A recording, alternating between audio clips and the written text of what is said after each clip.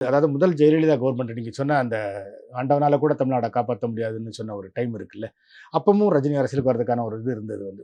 மாரி ஆட்கள் வந்து ரஜினி அரசியலுக்கு கொண்டு வரலாம் அப்படின்னு தான் குறிப்பா காங்கிரஸுக்குள்ள கொண்டு வரலாம் அப்படின்னு மாதிரி பிளான் நடந்தது வந்து. அப்புறம் தான் அவங்க தமாகா கட்சியெல்லாம் ஆரம்பிச்சு ரஜினி வெளிய இருந்து ஆதரவு குடுத்தார். அதுக்கு முன்னாடி ரஜினி அரசியலுக்கு கொண்டு வரலாங்கிறப்ப ஒரு முயற்சி நடந்தது. அப்போ பிரதமரா இருந்த நரசிம்மராவ போய் ரஜினி மீட் பண்ணியிருக்காரு வந்து. அப்போ வந்து மூப்பனார், சிதம்பரம் அந்த மாரி ஆட்கள்லாம் வெளிய இருக்கிறாங்க. ரஜினி மட்டும் நரசிம்மராவ பார்க்குறாரு. நரசிம்மராவ் கேட்டாராம் வந்து, "நீங்க அரசியலுக்கு வரலான்னு நினைக்கிறீங்களா? இந்த வெளிய நிக்கிறாங்களே இவங்களெல்லாம் நம்பியா வரணும்னு நினைக்கிறீங்க?" அப்படின்னு.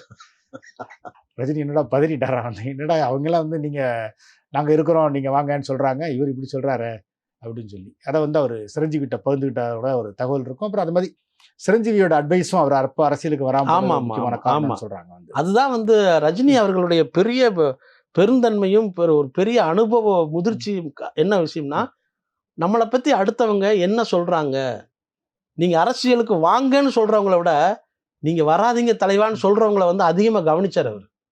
எதனால இவங்க இப்படி சொல்றாங்க? ம். நீங்க ரொம்ப நல்லவர் வராதீங்க. அரசியலுக்கும் உங்களுக்கும் ரொம்ப தூரம். உங்களுடைய குணத்துக்கும் அரசியலுக்கும் சரிப்படாது. இப்படியெல்லாம் அவர் மேல அக்கறை வச்சுக்கிட்டு சொன்னவங்கள தான் அதிகமா கவனிச்சாரு.